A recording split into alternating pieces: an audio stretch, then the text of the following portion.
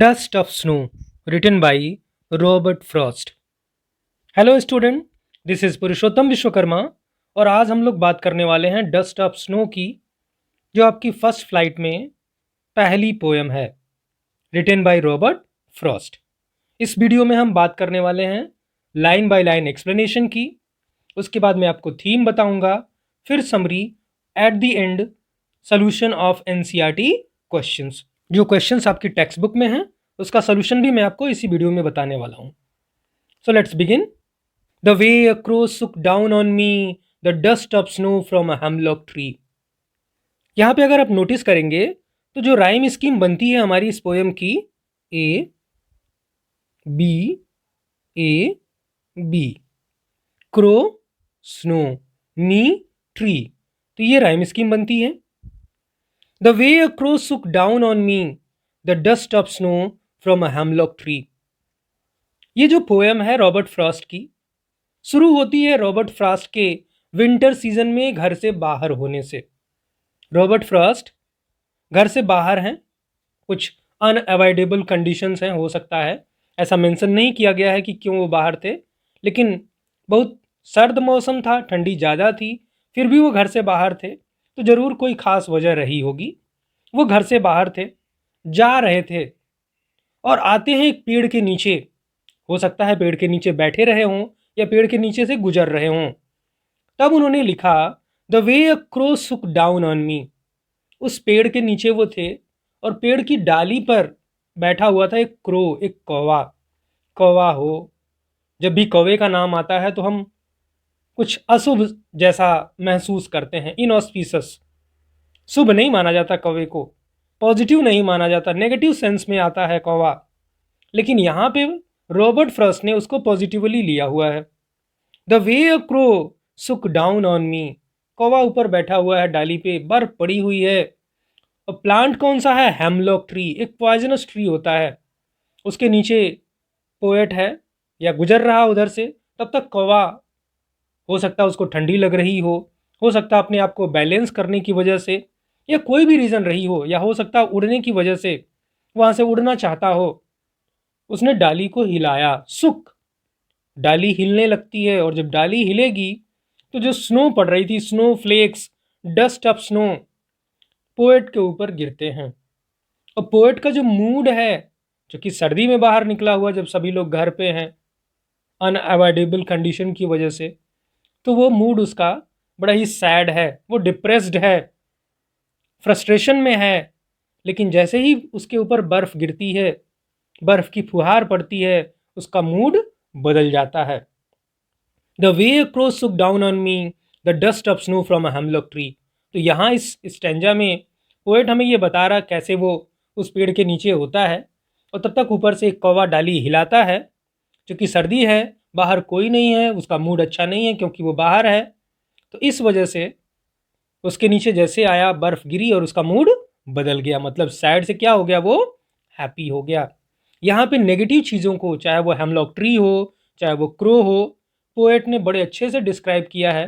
Now the second one, has given my heart a change of mood and saved some part of a day I had rued. Same rhyme scheme continue होगी, C D C D. Has given my heart, मेरा जो हृदय है, मेरा मन है, यहाँ पे सिनेक्डक की फिगर ऑफ स्पीच यूज की गई, हार्ट को पूरी फीलिंग के साथ। जब शरीर का कोई हिस्सा, कोई पार्ट, कोई अंग यूज करके पूरी बॉडी को दर्शाते हैं, तो वहाँ पे होता है सिनेक्डकी फिगर ऑफ स्पीच। तो यहाँ पे सिनेक्डकी यूज की गई। Has given my heart a change of mood, तो मेरा मूड क्या हो गया, बदल गया। कैसे? उस कौवे की वजह से जिसको लोग अशुभ मानते हैं। And saved some part of a day had rued, उस दिन का जो बचा खुचा हिस्सा था, जो मैं रिमोर्स में, पछतावे में, रिग्रेट में बर्बाद कर रहा था, वो हिस्सा बच गया। मतलब मेरा मूड बदल गया, मेरा मूड अच्छा हो गया। किसकी वजह से? नेचर की वजह से, नेचुरल ब्यूटी की वजह से, जो मिलती है फ्री ऑफ कॉस्ट। ये हमें नेचर फ्री में देती है, ये नेचुरल ब्यूटी, इसका कोई पैसा नहीं लगता। पोएट हमें क्या मैसेज देना चाहता है कि हमको ब्यूटी खोजनी चाहिए। जो भी नेचर में है, जो कुछ भी है, ब्यूटी खोजनी चाहिए। ये नहीं सोचना चाहिए कि ये चीज़ सुंदर है या ये नहीं है। आपको खुशी कहीं से भी मिल सकती है, किसी भी चीज़ से मिल सकती है आपके आसपास। So this is the feeling of Robert Frost as well as the message for us. Now we'll talk about the theme of the poem. Theme. What is the theme? In Dust of Snow, that is the poem, the poet is trying to tell us that the best things in life are free of cost. Poet हमें क्या message देना चाहता है कि दुनिया में जो भी चीज़ें हैं, हमारी लाइफ में जो भी चीज़ें मिलती हैं, वो फ्री ऑफ कॉस्ट मिलती हैं. नेचर में स्पेशली जो सुंदर चीज़ें हैं, बेस्ट थिंग्स हैं, वो फ्री ऑफ कॉस्ट हैं. On a cold winter day staying home could have been comfortable. मैंने आपको बताया कि वो बड़ी ही सर्दी का दिन था, फिर भी वो बाहर था, कुछ अनअवॉइडेबल कंडीशन की वजह से, कुछ सर्कमस्टेंसेस की वजह से. अगर घर पे रहता तो बड़े मज़े में रहता. But due to unavoidable circumstances the poet was forced to go out. मजबूर था बेचारा बाहर जाने के लिए. At such a time the only thing that cheers him up is the world of nature. तो उसको अच्छा क्या लगा?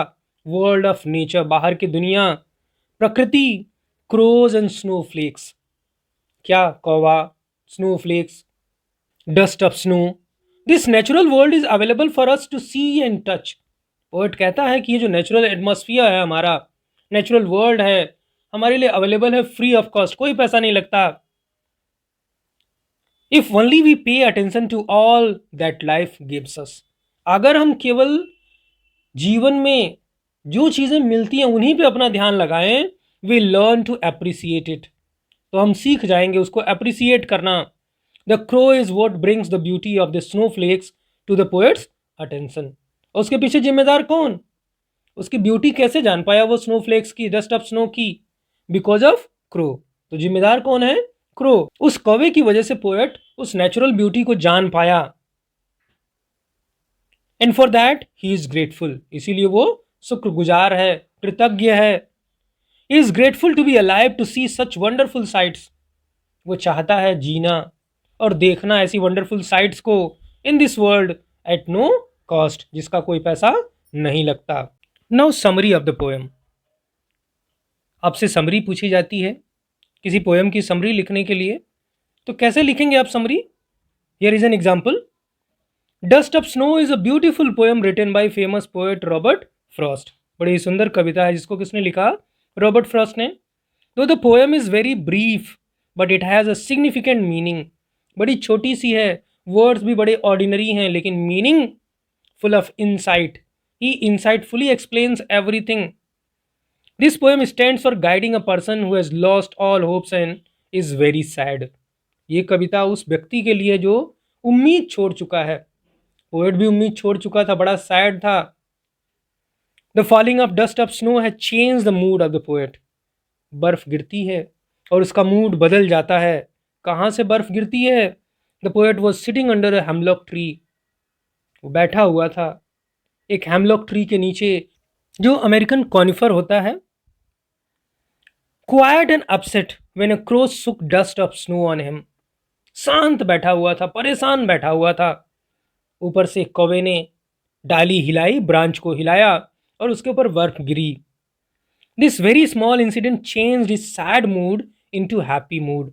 बड़ी छोटी सी बात हुई थी, लेकिन उसका मूड बदल गया.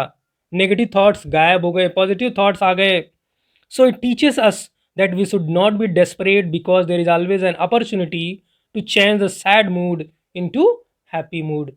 तो मैसेज क्या है इस पोएम का? कि हमें दुखी नहीं होना चाहिए, डेस्परेट नहीं होना चाहिए, निराश नहीं होना चाहिए, क्योंकि जीवन हमें हमेशा मौका देता रहता है अपने मूड को बदलने का.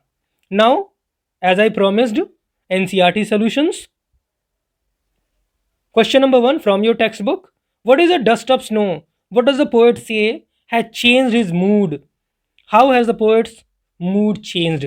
पहला क्वेश्चन, डस्ट ऑफ स्नो क्या है? What does the poet say has changed his mood? किसने उसका मूड बदल दिया? How has the poet's mood changed? कैसे उसका मूड बदल गया? Now answer.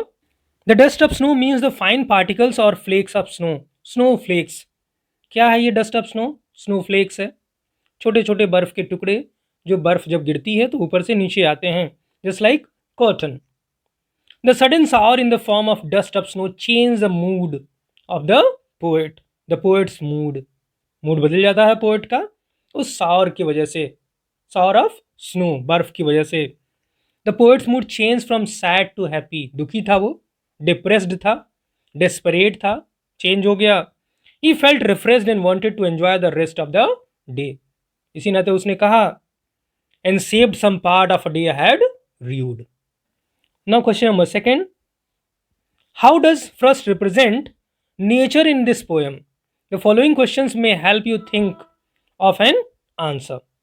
Now first questions. What are the birds that are usually named in poems? Do you think crow is often mentioned in poems? What images come to your mind when you think of a crow?